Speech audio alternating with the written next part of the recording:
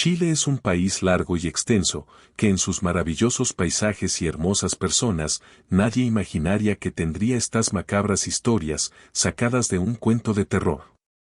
Para empezar con la primera historia, tenemos que irnos a la ciudad de Iquique, una ciudad ubicada en la región de Tarapacá, en el norte de Chile, y es una de las principales ciudades costeras del país. Posee una rica historia, una mezcla cultural diversa y un entorno natural impresionante. Que un día, sus habitantes fueron perturbados, con las acciones de Julio Pérez Silva, más conocido como el psicópata de alto hospicio. El caso de Julio Pérez Silva, conocido como el psicópata de alto hospicio, sigue siendo uno de los episodios criminales más atroces en la historia reciente de Chile. El hecho de que trabajara como taxista clandestino le brindaba acceso a potenciales víctimas. Le permitía operar con un grado de anonimato y movilidad, facilitando sus actividades criminales sin levantar sospechas inmediatas en la comunidad. ¿Quién era Julio Pérez Silva y cómo realizó sus crímenes en alto hospicio? Julio Pérez Silva se desempeñaba como taxista clandestino en las calles de Alto Hospicio. Así, interactuaba con muchas personas, especialmente mujeres jóvenes, bajo la fachada de ofrecerles transporte. 16 de septiembre de 1998, Julio Pérez Silva cometió el primero de sus 14 crímenes conocidos. El denominado psicópata de alto hospicio atacó brutalmente a Graciela Saravia, una joven de 17 años que accedió a subirse a su auto y que, minutos más tarde, fue asesinada en la caleta Chanaballita, en la ciudad de Iquique. Utilizaba su vehículo para acercarse a sus víctimas y ofrecerles llevarlas gratis a sus destinos. Una vez que ellas aceptaban su oferta, conducía hasta lugares aislados, donde las violaba, asesinaba y luego enterraba sus cuerpos para ocultar las evidencias de sus crímenes. Por ese entonces, el hombre de 35 años trabajaba como taxista pirata. El ataque fue presenciado a la distancia por un grupo de pescadores, quienes alertaron sobre este episodio a la policía una vez enterados del homicidio, ampliamente difundido por la prensa local durante la jornada del 17 de septiembre. En el lugar se halló una cadena que pertenecía a Pérez Silva, aunque pasarían 3 años y varios femicidios antes de comprobarse este dato. A bordo de su Toyota blanco, el oriundo de Puchuncaví comenzaría a satisfacer sus monstruosas fantasías sexuales y que apuntaban, particularmente, a niñas, adolescentes o mujeres jóvenes. Valiéndose de su trabajo y la confianza que generaba con su falsa amabilidad, el sujeto ofrecía su servicio de transporte a vecinas y estudiantes de alto hospicio, quienes por diversos motivos no alcanzaban a tomar la micro y veían con buenos ojos pagar menos dinero para llegar a destino. Una vez al interior del automóvil, el psicópata cambiaba el rumbo y procedía a cometer diversas atrocidades. El primer hecho de este tipo ocurrió el 24 de noviembre de 1999, cuando raptó a la estudiante Macarena Sánchez de 14 años y la llevó al interior del desierto. Luego de violarla y hacerla caminar amarrada con sus propios cordones, la empujó al interior del expique minero Guantajaya, cayendo a un vacío de 220 metros. Ya en el 2000, Pérez Silva desató su locura. El día 21 de febrero mató a palos a Sara Gómez de 18 años, quien logró huir del vehículo mientras era ultrajada. Esta situación habría provocado la furia del agresor, quien finalmente la enterró en un basural clandestino. 2 días más tarde, llevó a La Pampa a la promotora Angélica Lay de 22 años, quien accedió a subirse al taxi para no llegar atrasada a un esperado partido de voleibol. La deportista, madre de un niño, fue asesinada con un golpe en su cabeza y enterrada en el desierto. El 23 de marzo violó y asesinó a la estudiante Laura Sola de 15 años, a quien también arrojó al pique Guantajaya. A pocas horas de su desaparición, Delia Enríquez, madre de la pequeña, interpuso una denuncia por presunta desgracia. Tampoco llegó. De ahí me fui a Carabinero. Y yo hice la demanda por presunta desgracia. Carabinero me pegó una palma en la espalda y me dijo: no te preocupes, vieja, me dijo. Las cabras de esta edad, me dijo, le gusta el dinero y andan prostituyéndose, me dijo, por un par de monedas. Así me dijo. A pesar de las especulaciones que surgían en Alto Hospicio sobre un auto que raptaba a jovencitas en el sector, Julio Pérez Silva continuó actuando con total impunidad. El 5 de abril fue el turno de Catherine Orce de 16 años, cuyo cuerpo terminó oculto entre desperdicios. La estudiante conocía de vista al conductor, por lo que no dudó en aceptar su ayuda para llegar al liceo. Su cuerpo terminó entre desperdicios. Luego vendría el turno de Patricia Palma de 17 años, otra escolar que fue violada y arrojada al Pique Huantajaya. La octava víctima fue Macarena Montesinos, estudiante de 15 años que fue vista por última vez en junio del mismo año cuando esperaba locomoción para ir al colegio. Con el correr de los años se confirmó que, al igual que la mayoría de las niñas desaparecidas, fue ultrajada y asesinada en pleno desierto. El 30 de junio, la desaparición de Viviana Garay de 16 años marcó quizás un antes y un después. Orlando Garay, su padre, intuyó el vínculo que existía entre este caso y los anteriores. De hecho, varias de las adolescentes estudiaban en el Liceo Eleuterio Ramírez. De esta manera, junto a las otras familias que ya estaban sumidas en la desesperación, se propuso intensificar la presión hacia las autoridades. Pese a sus rogativas, las policías mantenían sus sospechas sobre un lío social y no policial. De hecho, el 31 de agosto de 2000, Investigaciones emitió un comunicado para aclarar a la Cámara de Diputados el perfil de las jóvenes desaparecidas en Alto Hospicio.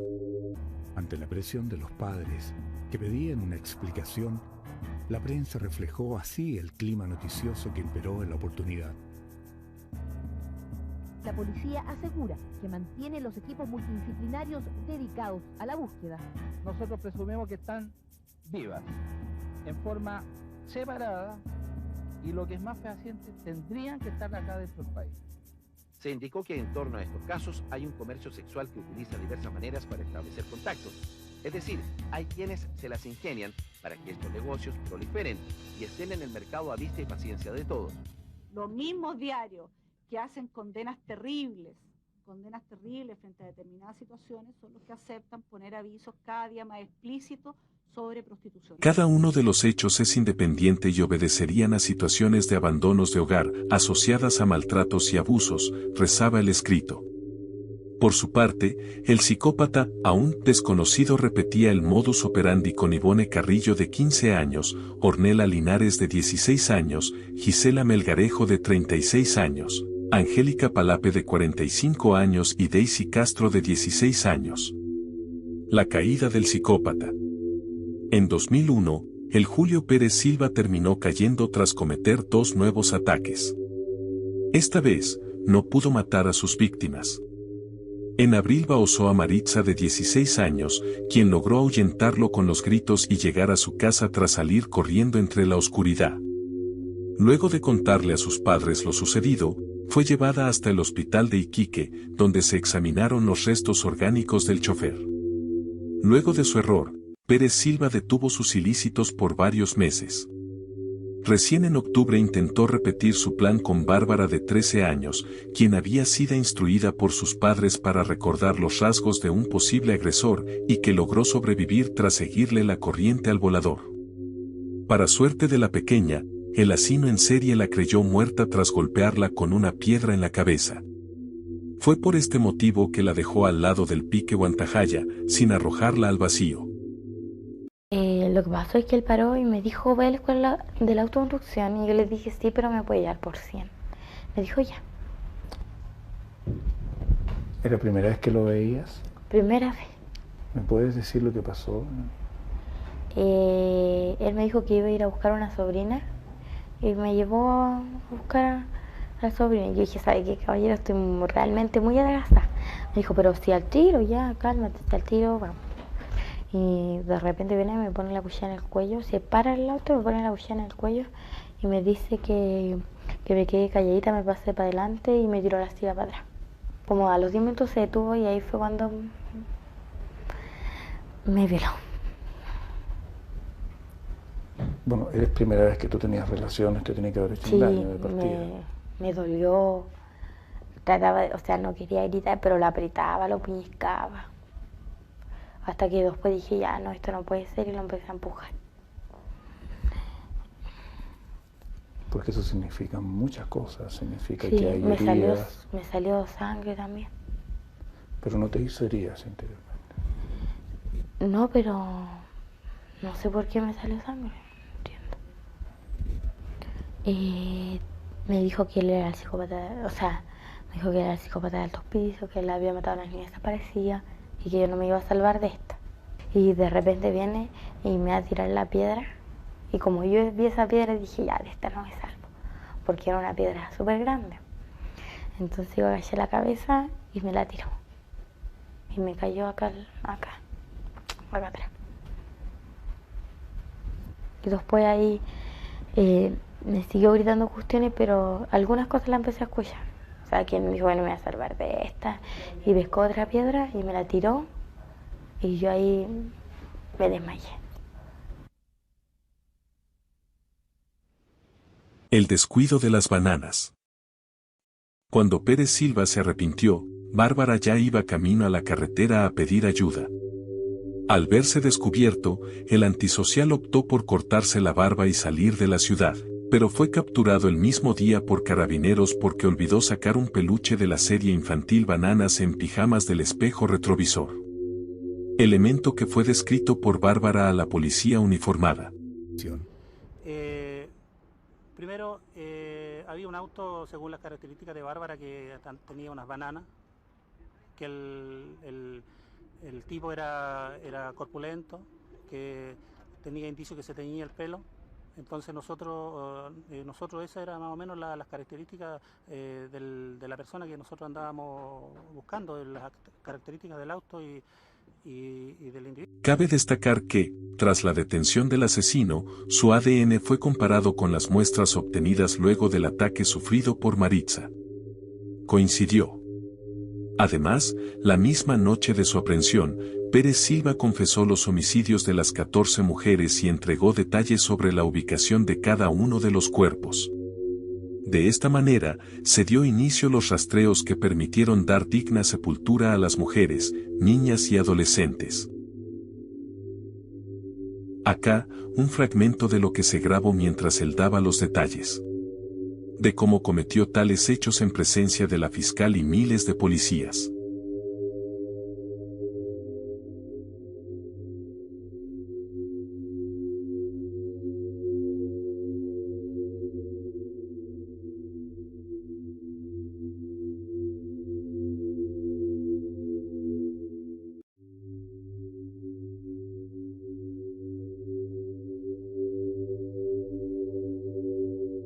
Condena.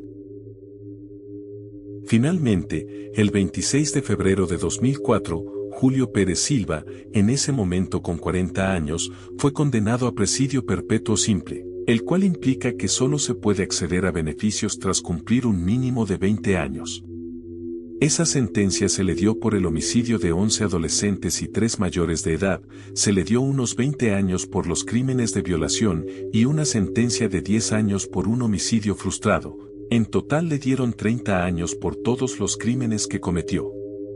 En 2005, la Corte de Apelaciones de Iquique elevó la pena a la de presidio perpetuo calificado, por lo que recién podría optar a beneficios transcurridos 40 años de presidio efectivo y con condiciones de procedencia mucho más estrictas. Actualmente se encuentra recluido en la cárcel de alta seguridad de Colina 1, Santiago. Y así es como se dio término a esta macabra historia sacada de un cuento de terror.